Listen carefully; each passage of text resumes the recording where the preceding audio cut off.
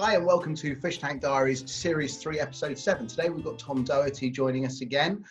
Tom is here from the HR Department, Bournemouth. Tom, thank you so much for taking the time to talk to us today. No problems, good to see you. So Tom, the updates to the furlough scheme have been announced. Would you mind just walking us through the changes, please?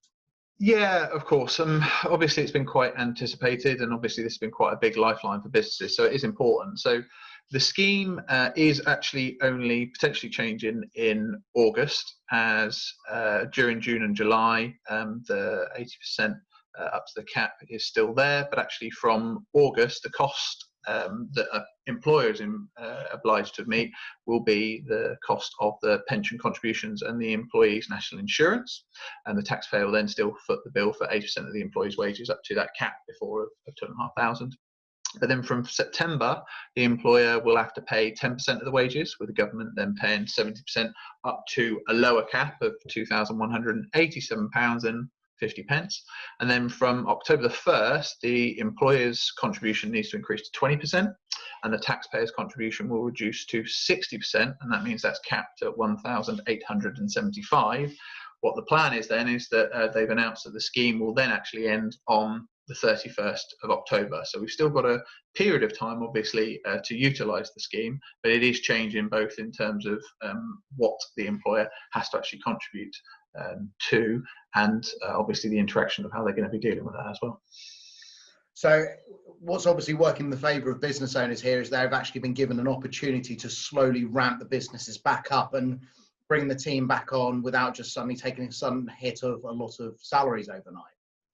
So one of the other big announcements from the recent announcement last week was that FlexiFurlo, as it's being trailed as FFS, a rather interesting acronym as part of the process, is actually going to be brought in from the 1st of July, not the 1st of August that was originally trailed. And this is going to allow employers to require employees to come back part-time in a manner of which the employer actually chooses. So for example, they could work 2 days a week, be paid by the employer, and then the furlough scheme would actually pay the other 3 days.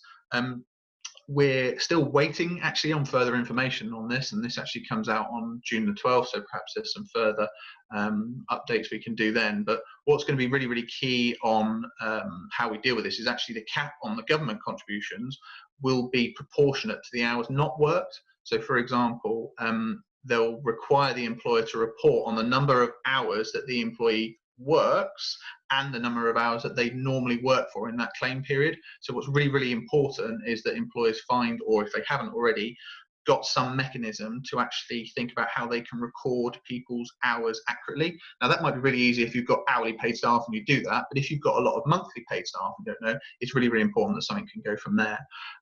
What we will have to do as well as part of the scheme is we'll need to agree that flexible working pattern with people, and then we've got to make sure that we confirm it in writing. One of the more intriguing aspects of this is we said that the actual information realistically is going to be released on June the 12th.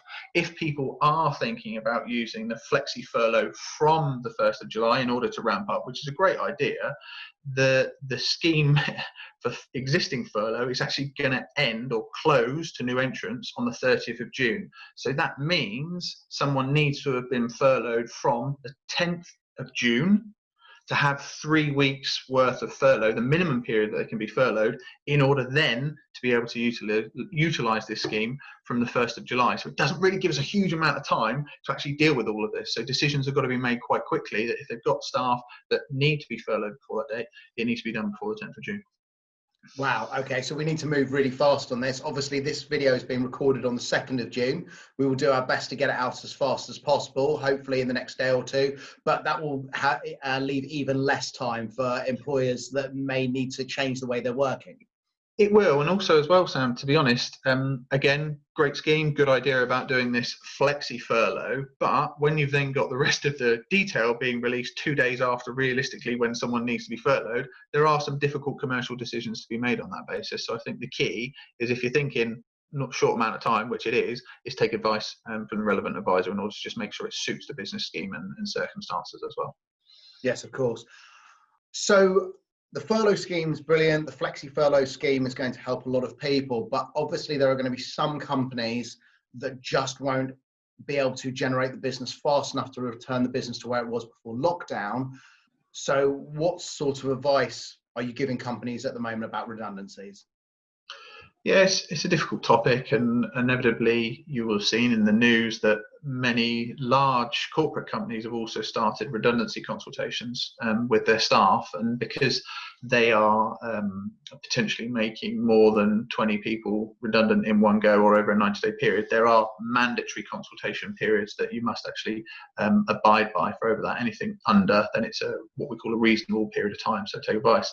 I think the biggest issue is going to be for those businesses that just don't see that there is the business for upon their return. So they need to look really, really closely at the diminishment of those roles. There may be a closure of an actual workplace. And this is where obviously we see more advice about redundancies, whether that's identifying just a singular role, i.e. it's a standalone role in itself, or identifying pools of people where you may need to reduce a certain amount of, for example, engineers down from 10 down to 5.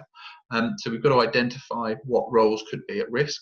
We've also got to have a strong enough proposal as to why has the role diminished, or what is happening in terms of the closure of the workplace, because that proposal is really key, because that's actually what you're going to the staff with, to actually say, well, this is the reasons why we believe that these roles either are at risk, or obviously moving further down the line, no longer needed in the business. And where you are selecting from a group of people, you must have an open and objective selection criteria and discuss that with the staff.